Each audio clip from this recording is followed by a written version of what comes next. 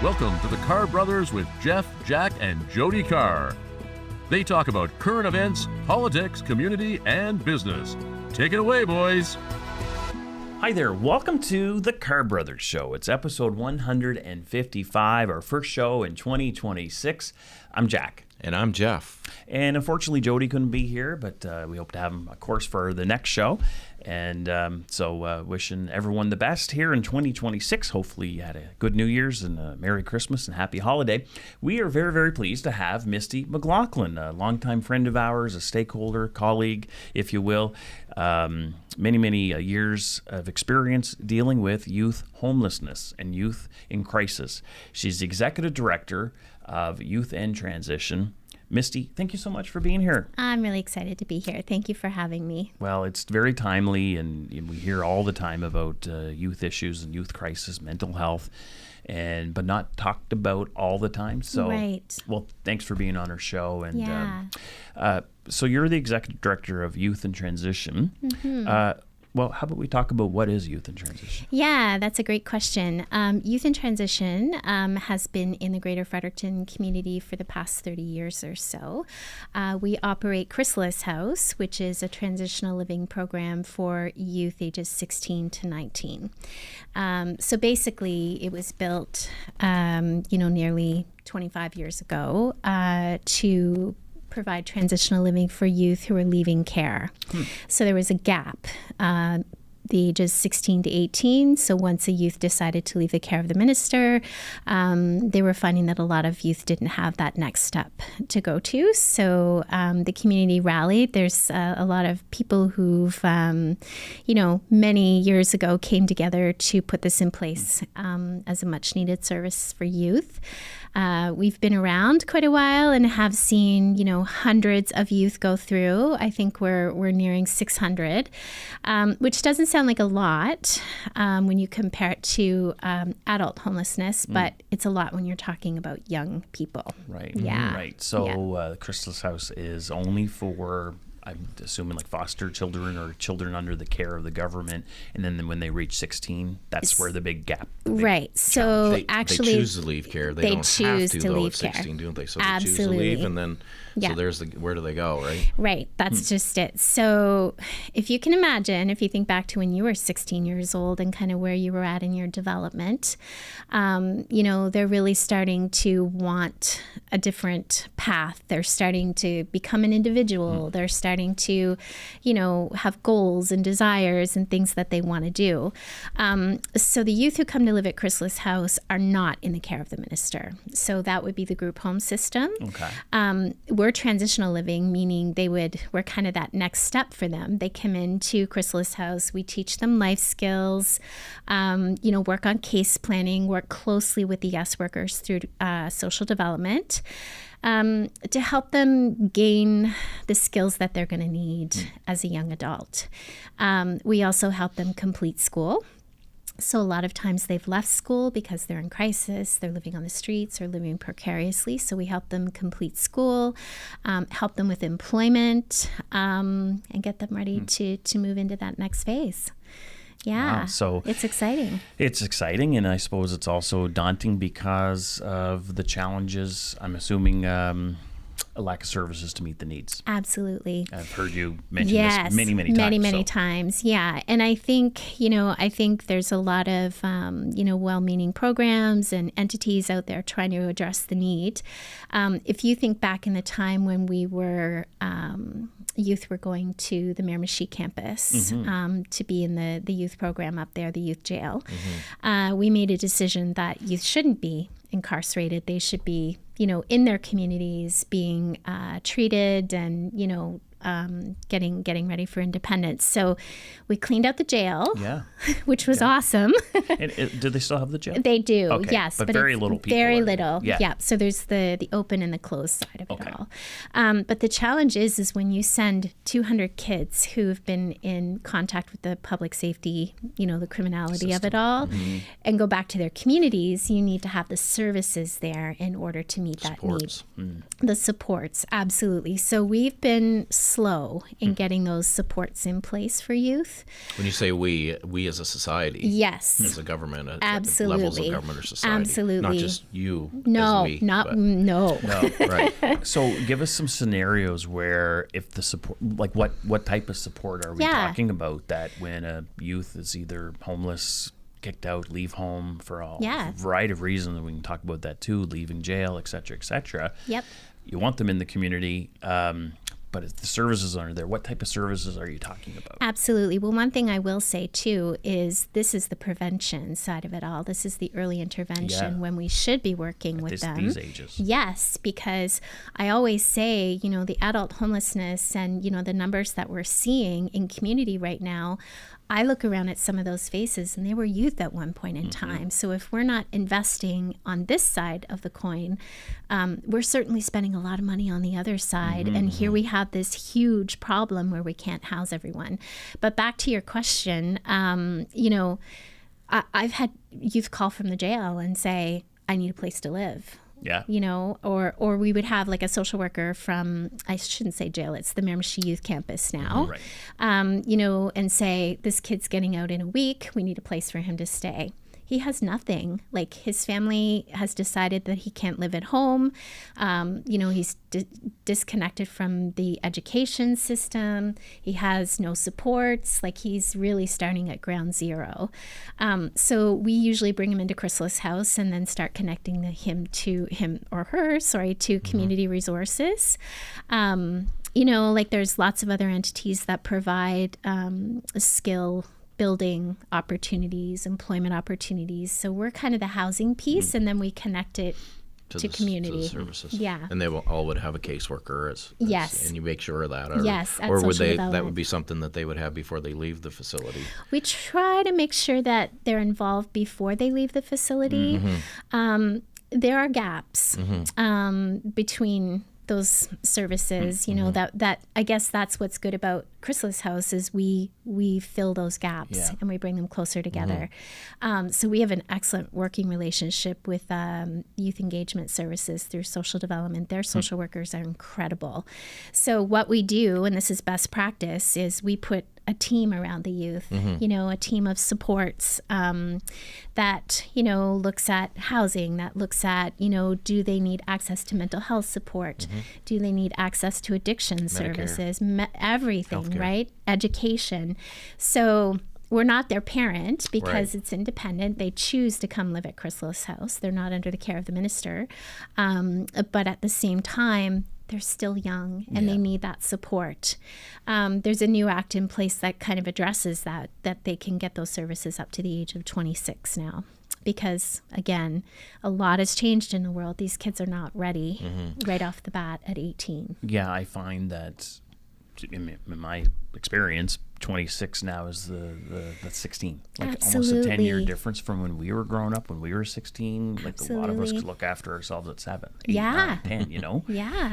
But now I find that when you're 26, you're actually more like when we were 16. Bingo. Or 30, you're more like when we were 20. Yes. You know? So do you find that as well? That's what I my find, goodness. but- Our boys are 29 and 26. And I mean, my husband and I, you know, we grew up in good times and have provided as much as we can for them, but they still need us right now. There's a lot going on for young people in the world, accessing a mortgage and finishing education and good employment. Like, it's tough for the kids who have the resources and the support, right?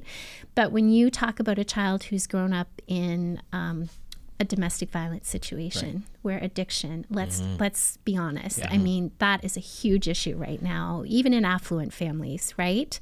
But they're not developing at the same pace that we would have developed with all the resources in place. So, and the world is just a very uncertain place for them right now. So the development is skewed. So you're right. And then add addiction to it. Oh and my then gosh. If you're like you're impaired, your brain is impaired or stunted. You're Yes. stunted for that 5-year period or that 6-year period. Your brain's not developing. Well, it's the way it trying to should. develop, Yes. but at the There same you go. time, Thanks. right? Because they don't fully develop until they're 24, Yeah, I thought is so. according to the science, right? So think about it. Like, normal development, but then you add in the trauma, the domestic violence, the uncertainty of where you're going to live, the breakdown of the family, you know, stigma in the school because you don't have all the same resources as your friends. Right. And then, you know, we work with kids who are on hard drugs. Yeah. People don't want to talk about that because they don't want to think about that. Right. But I've worked with youth, and my team has worked with youth directly who are on fentanyl, you know? Yeah. Wow. And when you tie that into the challenges, the problems as you know, I'm sure people in the trenches, whether it's government or other stakeholders, are doing the best they can with what they've got. Yes. There's just not enough. Right. And what are some of those challenges, services, problems? Say rural New Brunswick maybe is harder than huge. the cities. Yes, rural New Brunswick is really difficult. I work with some of the youth at the Miramichi campus when I worked for another organization, and they were pretty great kids. They were massive in stature and, you know, just big in the heart, but they were in the rural areas and had nothing to do. So they get caught up in things they shouldn't be caught up in, right? You know, I'm an optimist. My husband would be surprised to hear me say that because I get so passionate about this all the time. But I believe there's a way to do this that just requires priority and thinking. And those are some of the things we'll talk about in another segment. Or what are some of those things that government can do, stakeholders can do, solutions as you talk about? You probably have a whole list. I do. The challenge is having people listen. Yes. And that's why we're so happy that you're on our Me show. too. If there's someone that will watch and see this, a government worker or a policy decision maker, politician, what have you. So that's going to be good to list some of those solutions that you have, practical solutions in mind, and probably have shared them in the past. I as well. have. Let's go back and talk about when those kids come to Chrysalis House and you help them connect to the wraparound services. Chrysalis House, like you say, is housing for them to stay in. Yes. You're not their parents. No. So who motivates them? Who's monitoring, or is it encouragement, or just reinforcement, or what? How does it? It's my incredible team of youth support workers. Because a lot of these kids do need parental figures. Absolutely. And, you know, the main role is really mentorship. Right. You know, even the philosophy within our program has changed over the past 6 years that I've been there, because a lot of evidence-based research has come out around working with this population. You know, we are not, you know, it used to be quite, you know, these are the rules, follow the rules. You know, if you don't do this, you lose free time, privs, blah, blah, blah, right? Penalties, and go to your room. Yeah. It's supposed to be a place to sleep and be comforted. That's no, right. Go to your room to be punished. So. Yes. But we're learning more and Oh, more my goodness. And what not to do, you know. Well, and I'll tell you, the biggest teacher for me has been my own boys, right? Like, they've taught me. We've been really lucky, you know, and I think it's because of the parenting in terms of seeing them as human beings and individuals who are trying to develop and find their own way in life. And that's hard for parents, right? Because we want them our have way sometimes. Yeah, we do. And I get that. Trust me, I still have my own desires and goals and things that I want for my boys. But we have to respect the fact that they're developing and they're growing and they're going to try things. So what I love about Chrysalis House is our youth support workers, a lot of them have lived experience. I have one who is like the favorite in the house. We're not allowed to have favorites, but she has experience growing up on the street in Toronto. Oh, wow. And, you know, has had experience with trafficking. And I you know, obviously confidentiality, but she shares her story at will with people to kind of say, this is why I'm doing the work that I'm doing today. That's amazing. Yeah. And it helps with the you know, the kids' trust in her, because They do. they understand that she's been there and she understands where they're at and what they're up against. Absolutely. Well, and I always tell the youth coming in too that this is a safe place for you to land, to make those mistakes and learn from them. You know, we're here to support you. Like, for example, you know, I've had a lot of feedback in community around the addiction piece and them smoking fentanyl and all kinds of stuff. Like, we catch them sometimes, right? But we work from a harm reduction approach, because we used to dismiss youth if we found a bong in their room, for example. So that's completely changed. Now, if there's ongoing issues, clearly there's an addiction. So we try to get them attached to those supports depending upon what comes up for each of them. Challenge is there's not a lot available in community for them. For addiction services. Right. Yeah. And I know that there's hard enough to be an adult and receive services, Yes. whether it's detox, counseling, addiction programs, but then it's the age of 16 to 18. Hard enough as an adult, but 16 to 18. Yep. How much of a cut of the service, like what percentage would be even available for youth during this age? Like, that's a very good question. 5%? I don't know. But Yeah, very low. So that's And they, we say they have to want it and they have to hit rock bottom. That's not true, right? I think we need to go back to the human side of this all. We're all individuals. We all need something different. If we have one system, it's not going to fit everyone. And that's what's happening with our youth right now.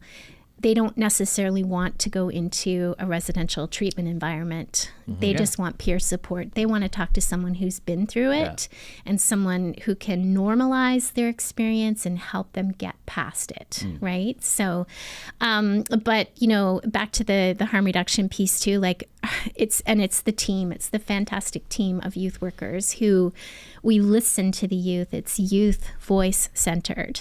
They tell us what they need and then we go hunting for it. Wow. Right? We try to get them everything that we can so that their individual journey is honored instead of putting them into a cookie cutter, right? That's not what we do. So we work with arguably the most vulnerable in our community because they try to access services elsewhere and it's not there. It's not there. No. Well, and you're right.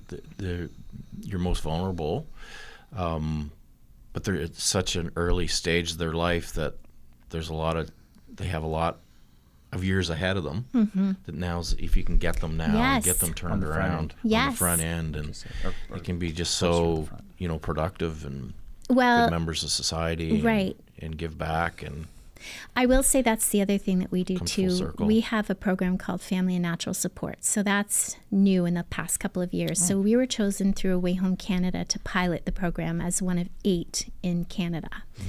Family and Natural Supports is all about someone calls Chrysalis House or youth calls Chrysalis House and says, I need a place to stay. So our Family and Natural Supports worker is kind of like, we'd love to talk to you about that. Come on in, let's talk about this. Not come into Chrysalis House, here's a bed, stay here. And we don't want them in the system, right? Or we're all full and blah, blah, blah. Yeah. No, come in and talk. Yes. Start the relationship. Right. Yes, absolutely. Do you have a family member you'd like to bring with us? Do you have a natural support? That could be a peer. Yeah, my friend supports me a lot, or what have you. And we find that a lot of times, like what we're trying to do is keep them out of Chrysalis House because once they come in, they have a couple of different paths, unfortunately, because there's nothing for them beyond Chrysalis House in terms of housing. Right. They usually go back out, or all of the work that they do catches and they move forward, right? So we want them to stay with Family and Natural Supports as much as we possibly can. Of course. We're not there forever people. Right. And then real quick, before we go to our break, is do you support youth that like if Chrysalis House is full or there's they don't qualify or don't want to be at Chrysalis House, do you support the general youth population as well? Absolutely. As much as we possibly can. We would definitely get them hooked up to community resources as best we can, you know. And if we don't offer it, we partner with a lot of entities in community as part of that care team, that circle of care that I talked about for the youth. They're never alone, and they shouldn't have just one support, right? Exactly. Because that support may not be available at 2:00 in the afternoon, but another might be, right? Well, fascinating discussion. Cool. Yeah. We'll be right back after a few minutes, and we'll be joined again by Misty McLaughlin to talk about youth in crisis and youth in transition and what more we can do as a society to help out.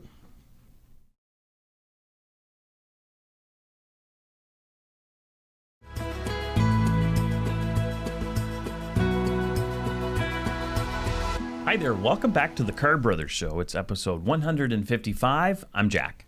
And I'm Jeff. And unfortunately, Jody couldn't be here, the third of the Carr brothers, and we'll have him back on the next show. But we're very pleased. We've had a great discussion talking about youth homelessness, youth mental health, youth addiction, youth in transition. So we're very pleased to have Misty McLaughlin.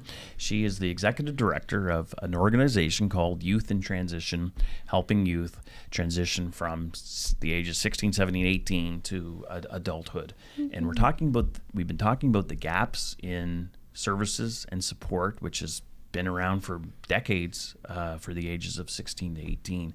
Talked about a lot of those current problems and issues. But now, Misty, what we want to talk about are some success stories. I'm sure there's individuals who are youth, there's parents, grandparents, family members, siblings who, where do you turn to? Where do you go to? What do you do? Let's give them a little bit of hope that you do have some success stories and some practical solutions that parents, family members can do right now. So give them a little bit of hope that, when someone calls, give us some success stories where people did turn their lives around and for the better. Yeah, I love that. That's great because, we live in a world and a society where you can just focus on the challenges a lot, right? Especially when it's on the tough negative challenges. Yeah, absolutely. But yeah, and I guess success means different things to different people, right? So I guess, generally speaking, success to someone who's not involved with these youth may say, did they graduate high school? Did they go on to post-secondary? Are they working in a career? Are they married? Do they have a family?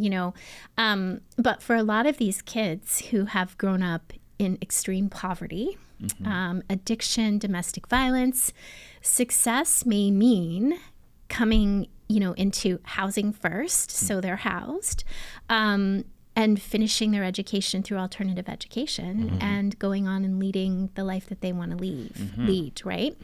So we've had a varying degree of various successes. Obviously for confidentiality reasons, I can't go into too many specifics, but I can give you some stories. Right. We had a young man come to us.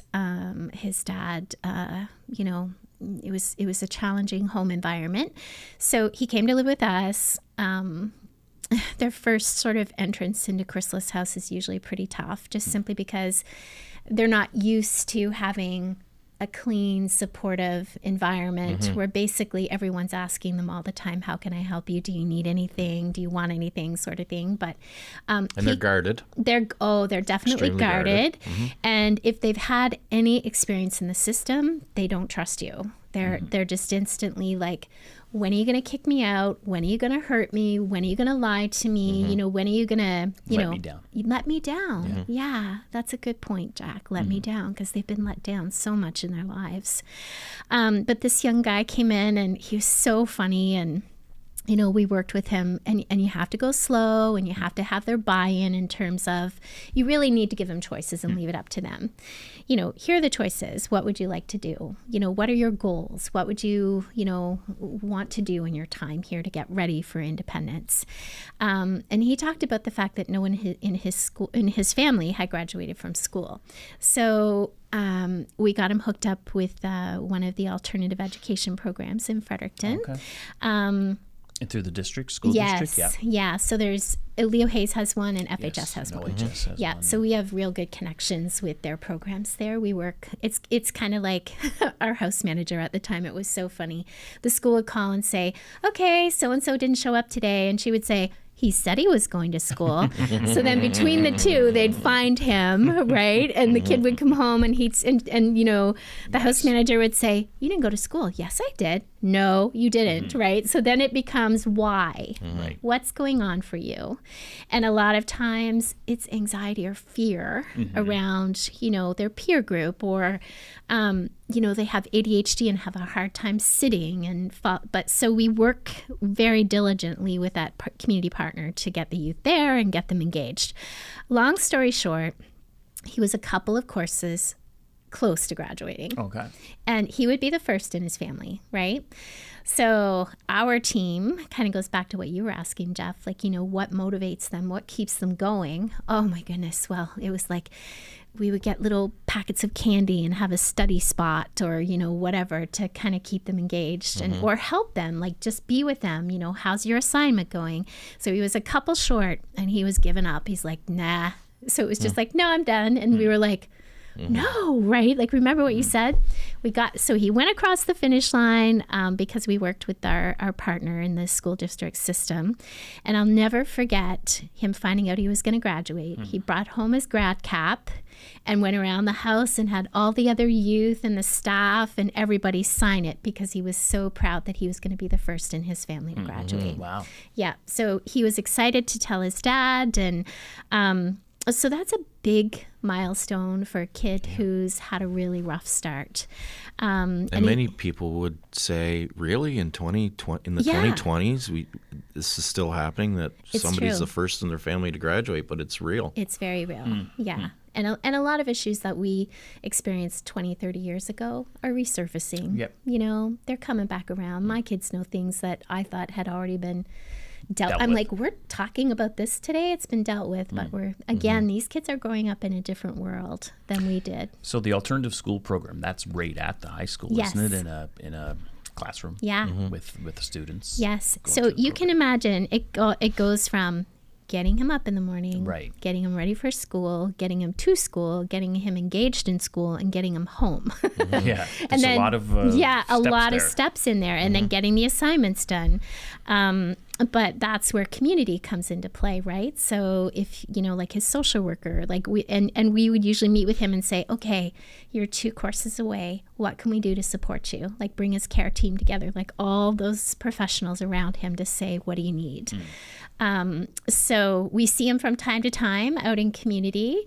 He's employed, living his best life. Another story with him too, I'll never forget. So he came to us the 1st of December, a few years back. And Christmas is crazy at Chrysalis House Right. in a good way. It's hard for the kids, but it's the community responds, and those kids have the best Christmas, and that's one of the things that he said. We had a hard time getting a Christmas list out of him, because usually what we do is we get a Christmas list and then they fill it out, and then donors and groups usually respond to that call. But we couldn't get a Christmas list out of him. And part of it was because he just wasn't used to being asked what he wanted for Christmas. And Christmases weren't that great at home, right? So long story short, one of our staff is a Santa. So they go out and buy all the items, wrap it, and it's all under the tree. And Christmas morning for him was overwhelming because he just couldn't believe the kindness that community had shown him for the holidays. So, and he was so funny. We loved having him around. He made us laugh. They teach us a lot. Well, you get back just as much, if not more. Absolutely. Very grounding. Amazing. Yes. Very grounding. So, a couple of other stories. Again, success. They may not be scholars and, presidents and engineers and all kinds of different things today, but they have a lot of success where they're at. So I mentioned, drug use. Our kids are very vulnerable in the community. They get access to whatever they want. They can get free samples of weed. They can, they get the hard stuff. And I know it's not, people don't want the hard stuff on it, but they'll do whatever they need to do to get it, right? So if they're introduced to it, they're quite motivated. So we had a couple who were really deep in addiction and, smoking in the house, smoking meth, smoking fentanyl, and that's not allowed, right? So we worked with them to kind of get them access to services, and they came and they went. They came and they went. It was like this back and forth, back and forth. They'd leave, come back, try it again. And in the end, all the hard work that went into them, like one is in recovery right now. I know that youth went to a private addiction provider.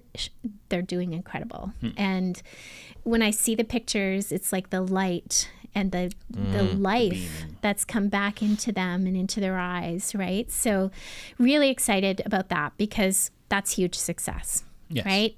So what that youth does from this point on, right. Yeah, But to that's them, success. Right. The other one, grew up in the system. The stories are not great. Lost his mom during COVID. Couldn't be with her. I know that story well. So gets into trouble in various ways. But we see the little boy in that youth. We see the potential, and we hear his heart, and we know that he wants to do better, and he wants so much more, and he doesn't want to go into a shelter. He doesn't want to, stay addicted or what have you. So we bring a team around him. It's hard, but we chase him and he comes back, and he's doing well today. So the level of patience, non-judgmental, because Grace. they have to feel Yes. comfortable to come back again. When they tell Yeah. you. Come back again, because one of these times it's going to stick. You're when right. When they And tell you that- hopefully. So to You're be right, non-judgmental Good and point. we don't have a ban list. Like Right. we would never. There would have to be some serious things that For would safety, result in maybe, for for the safety. others. Yeah, and my job as the executive director to keep that safety for the staff and the youth. But they'll call or they'll show up at the door. They have nowhere else to go in the community. We don't have a drop-in center or anything Right. like that. I've always advocated for that. We need a door for them to knock on. And we're going to talk about a lot of Yes. those list of things that can take place to Right. help. So long story short, they'll show up in crisis. Do you have a pair of socks? Like at Chrysalis House. Oh, wow. We're not even serving them. And the staff are so kind. They'll be throwing out cans of pop and all kinds of different things to them as much as they can. But he kept coming back and we kept saying yes. And we kept saying, come on in, get Wow. warm, get in that bed, heal and let's go. And if he weren't aged out, and he will be calling, I know he will, just because there's nothing out there for him right now. He can't afford a $1,500, $2,000 rent for an apartment. Right. Where's he going to live? So if he weren't aged out, we'd probably say yes again. And not because we don't want them to move forward, but because they need the service to do that.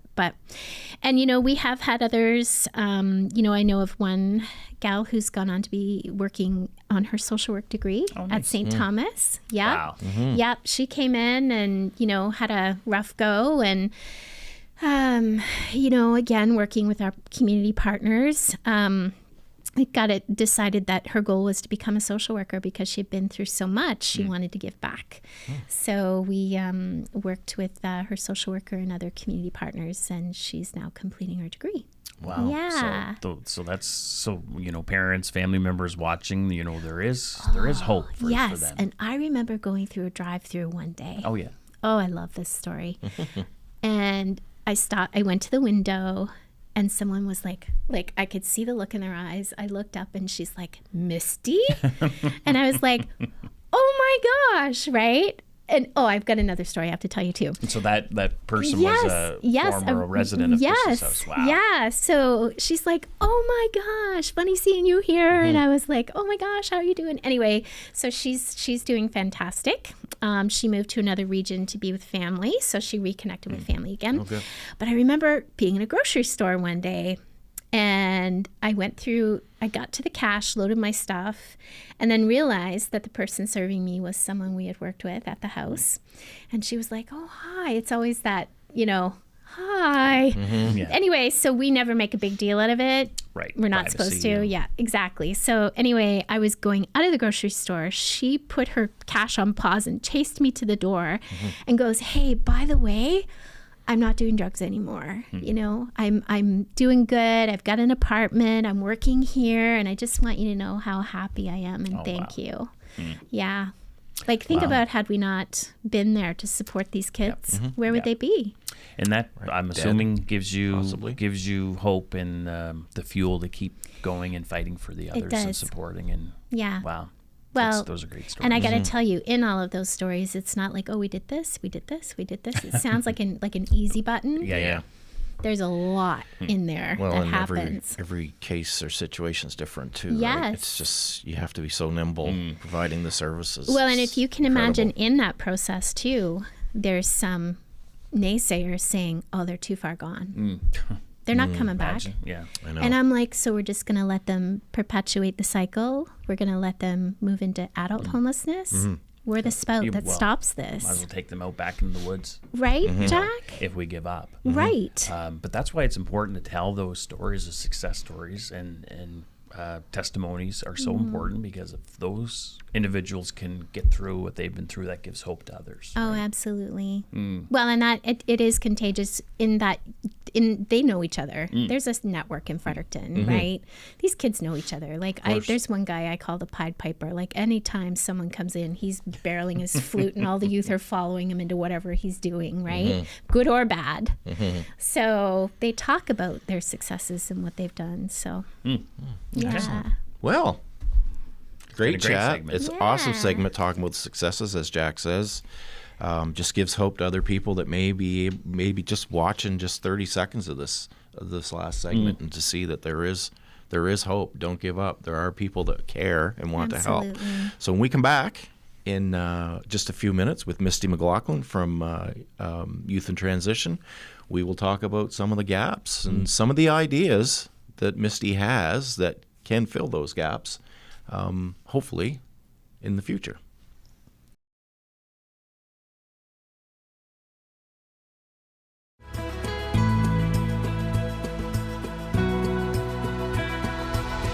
Hello there. Welcome back to the Carr Brothers Show. It's episode 155. I'm Jack. And I'm Jeff. And Jody couldn't be with us, the third of the Carr Brothers. Yes. And, of course, we hope to have him join us in our next shows. Of course, he will be. So we're so pleased to be talking about youth homelessness, youth addiction, youth mental health, and so pleased to have a champion in our province and country, for that matter, Misty McLaughlin, who's really given her life to helping children, youth who are homeless and facing addiction, facing trauma, facing abuse, and very, very hard situations. So she is the executive director of the Youth in Transition, an organization that does just that helps youth in transition, 16 to 18.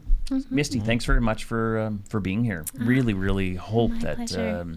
I know you've added for us, but also for our viewers, of what the problem is, some success stories, and also where the gaps are, which is what we're going to talk in this segment. So thanks for joining us. Oh my goodness! Look, this is a gift to the youth that we serve, because they need a voice, right? And a lot of times it goes through folks like me who are crazy enough to get out there and, because it's not. That. Yeah, exactly. And what I love about this, and I'm so thankful you said yes to this, because youth homelessness gets lost in the shuffle of adult homelessness, and we wonder where it comes from. And, there are many pathways into youth homelessness.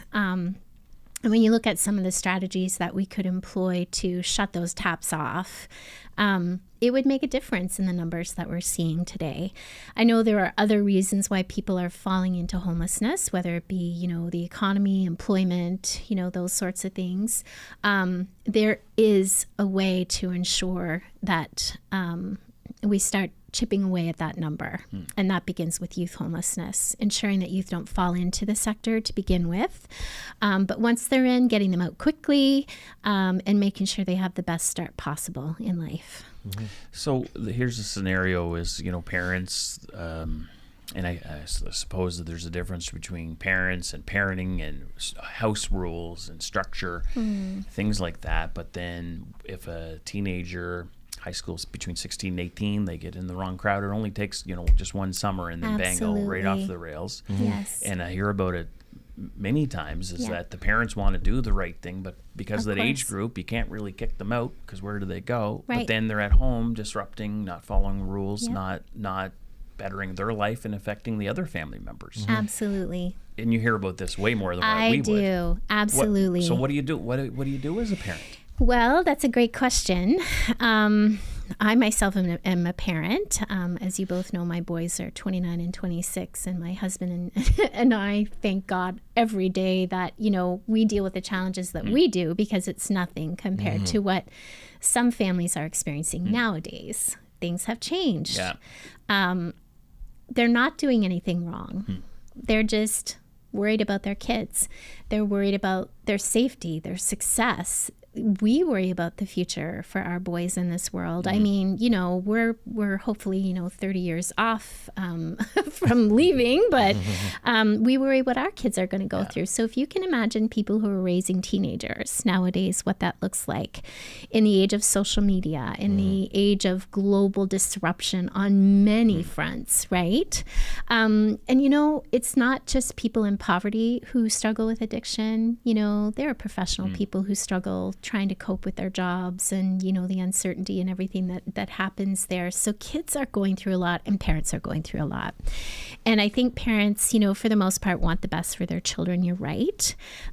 We experience kind of two sides to that. So we have the intergenerational trauma that perpetuates. And that is not going away anytime soon. It's getting bigger. So you've got kids raising kids, and 3-4 generations bingo. of addiction, of poverty, of whatever. Bingo. So we have not addressed that adequately to the point where it's becoming a tsunami. So we can put it in a box and pretend it isn't there, but it's showing itself. And it's showing itself in the number of people you're seeing on the streets. Yeah, right? Yeah, everyone's talking about it. Yes. Well, not everyone. Right. But yeah, we are in a bit of a bubble, but people yeah. on the ground, yes. Businesses, where is this coming from? Stakeholders talking about it, that there is a major issue. Yes. And well, I can tell you it goes back to youth. It goes way back. I mean, I could go back into the early childhood stuff too. I've always been passionate about that. I mean, if you listen to Gabor Mate, he talks about in utero, so when you're carrying a child. And generational too. Bingo, intergenerational. Something might happen to our grandparents. Epigenetics. And then the children get born, the grandchildren, the great-grandchildren. It carries on multi-generational. It does, Jack. Too. I'm so happy to hear it because I sometimes think, I'm off my rocker. But I guess I'm so passionate I research and study a lot of this. So that brings us to what we want to talk about in this segment are the gaps. Like we talked about, is a family having issues of discipline, of this and that, and that's part of the gap. Is there aren't very many places, if at all, to go. So what are some of these gaps that if you had? Well, you have had the premier's attention, the other ministers' attention, but if you had the choice to be able to create policy, to create the solutions, what are some of those? Well, it goes back to early childhood. Okay. So that's one whole piece. Yes. We know that. But I can tell you, working with the youth and the families that we do who, are in poverty for the most part, there are so many systemic barriers that even someone working in the field like myself, it's very difficult to navigate them. And it takes a lot of work to start putting the pieces and the people together to make something happen. And the politics that goes into the systemic issues, it's systemic, Jack and Jeff. It is systemic. And I know you both have worked in the system, but I can tell you on the outside, it's really difficult when a family calls you and says, or I have grandparents calling me now. Like I had a grandfather call me saying, okay, so my grandson can't live with me because I live in a seniors complex. Dad's in jail. Mom is struggling with addiction and isn't in the picture. He's 16. What do I do with him, right? We want him to live here. So it's kind of like, well, we don't want him coming in here. So because we want to make sure that he can stay with you. So then a lot of what I do is advocate. So then you get into the system and find out where the barriers are, right? And then you start knocking on some things that people don't want you knocking on, right? And who hurts in the end? That child hurts. Then you see them a missing child, right? And then you're like, okay, so he's not living with grandpa anymore because we were full. He couldn't come live with us. So where does the grandfather go? Yeah. Who does he call? So there are entities. I don't, want to be remiss of community partners that do this work too. Right. But they're also maxed, right? And one of the things I was talking to my husband this morning about nonprofit work and pensions, and I first, I didn't do any of that because I've chosen to work in nonprofit. But it is a huge area to support some of these issues, but we're not being treated with the respect as the experts that we are. Right. Like, I have sat on national committees. I've heard from sectors across the country on youth homelessness too. We are Youth in Transition is a member of the National Community on Youth Homelessness. Okay. So I hear what other jurisdictions are doing, and then when you share that information and government goes in the opposite direction, it's like, what are we doing? And things are happening in community that we don't know about, that we could collaborate on to support our youth. So I think first and foremost, there's a huge gap in communication with community entities. I agree. Yes. And really, we've dealt with this. We've all dealt with it, but we dealt with this from in the late 90s. Since we've been in government, involved in government, and it's social development, but it could also be public safety. Bingo. Or it could be Department of Education. All of it is there's not a network of stakeholders, silos, and Brunswickers working together. Right. And I don't think we can rely on government to do it. They haven't done it in 40 years, so I don't Good know if point, they're going Jack. to do it now. It has to It's be up the us. willingness of the leadership of the Yeah, I'm entities glad you involved mentioned as that. well, right? We as leaders have to show up at these tables. I go to so many conferences and community conversations around homelessness, and it's all the same thing. We need to collaborate. We need to collaborate. We need to collaborate. And I've started standing up at the mic going, it's leadership. The people on the ground want to collaborate because they see what's happening with the effect of not collaborating. But when they're not allowed to collaborate because funds are so competitive, like if I collaborate with you, I'm going to have to give some of my money, and that's crazy. So it's systemic, first of all. Like, we need to demand better of that collaboration, starting where the funding starts. If you're a funded entity, then you need to be collaborating because it's hurting people if you're not. And I think government... And it's not efficient for government dollars. Right. So that, it just makes sense. But there's no consequence for not doing that. Trust me, I know. Yes. There's no consequence. It's like, well, I'm so sorry. That's an interpersonal issue. And really, it's a systemic, so it's no one government employee or no one government department or one government whoever. Right. It's the system that does not allow or maybe even want collaboration amongst the people, amongst the organizations. Bingo. And it's just like the definition of insanity. You keep doing the same thing over and over and expecting a different result. We keep hoping the government's going to bring people together. The people have to get together. I like that. You're absolutely right. And I'll tell you, like, we collaborate excellent with a lot of different agencies, and it's so refreshing to be able to call and say, I'll say out loud, Liberty Lane is one that we call often around. So we supported an application for them to do Healthy Teen Relationships program, because our kids have not witnessed healthy relationships, and that's a skill that they need. So we partnered with them. Our kids do that program, and hopefully keeps them out of their entity, right? Because domestic violence is cut off at its knees if we teach kids what a healthy relationship looks like. But we should be calling each other saying, hey, I've got Jeff here today. Here's his challenge. But I will say, like, I've witnessed youth kind of navigate that system and the doors close and close and close. Who's responsible to make sure that coordinated collaborative care is there? Who do we all answer to? And it has to be the funder. And the funder has to take it seriously. But I'm going back to what you're saying, because I feel helpless in that area. It is the people. It is the community. And I think what's important is for community to know that it's happening. Like, I'm sure some of your viewers will be shocked when you say there's a homeless youth, because people think that can't be. They belong to a family, or government's looking after them. There's no way there's a kid living on the streets or sleeping outside a high school in Ormukto, right? And we get a call from the vice principal saying, this kid doesn't have any place to sleep. And we say, well, we don't have any room. And it's like, what do you mean? Well, there must be something else. And I'm saying, but we've been asking for emergency beds for our youth for 6 years in my time, but I know they were asking prior to that. And we keep hearing, oh, there's a youth homelessness strategy coming, a strategy's coming, a strategy's coming, you know, and it hasn't come that I know of unless it's been announced to other entities and I'm not aware of it.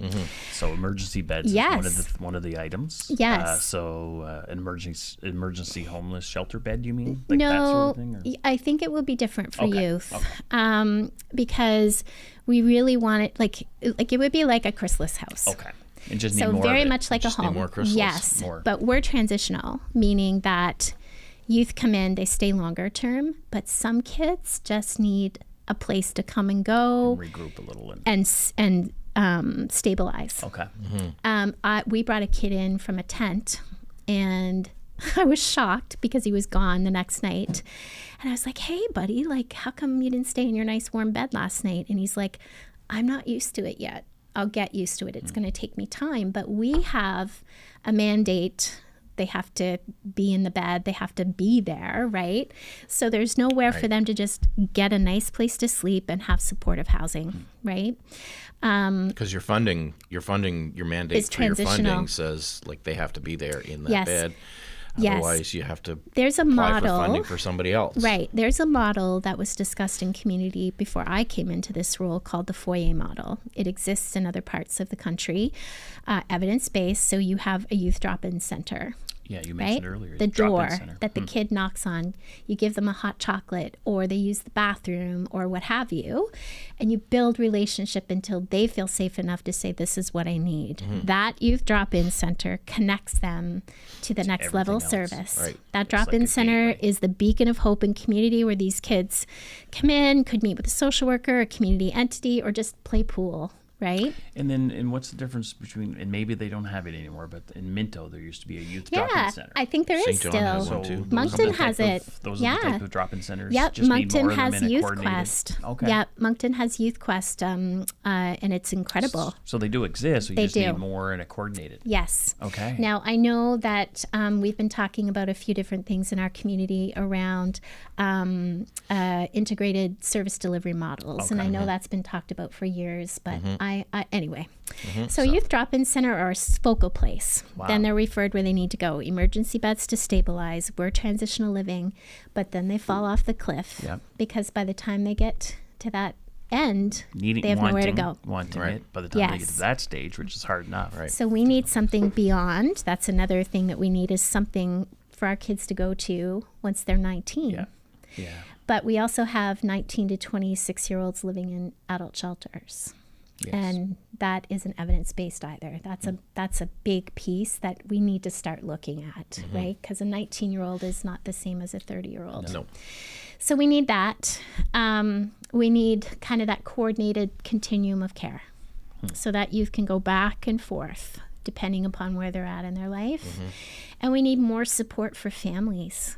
Yeah. Huge. Like, we should be putting a lot of money into family support services, whether that be, through government programming or through funding to entities to provide programming. Yeah. Because we go back to who does that grandfather call, right?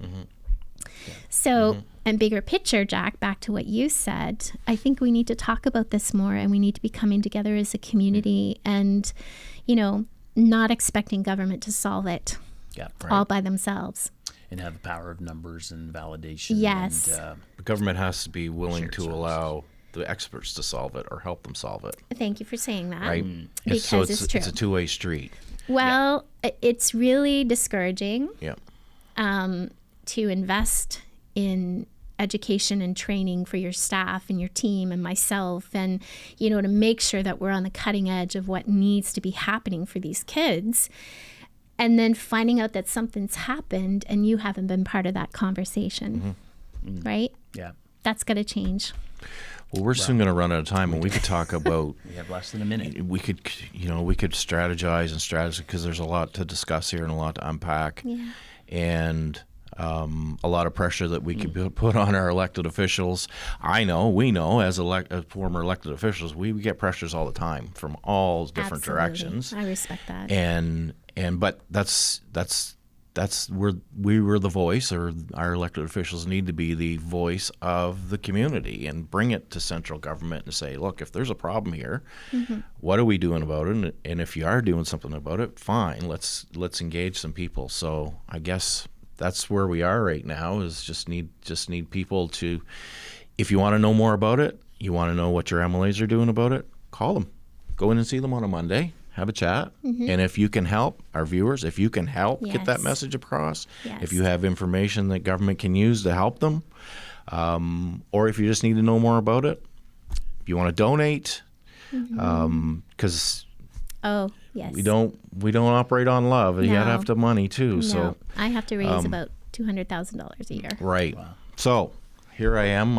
I've used up the rest of our time here, and just want to thank you, Misty, so much for coming on. You've been a great friend to the Carr brothers, a good partner in the nonprofit sectors and things like that. So with that being said, we are out of time. Yes, we I are. want to thank our viewers from CHCO, our Facebook Live, our YouTube channel, and all the channels. If you have cable or satellite in the province of Brunswick, you can watch CHCO now. So thank you, Misty, for being here. Thank you. Thank you, Jack. So much. Thank you. Wonderful co-host. And to all of our viewers, we'll see you next week.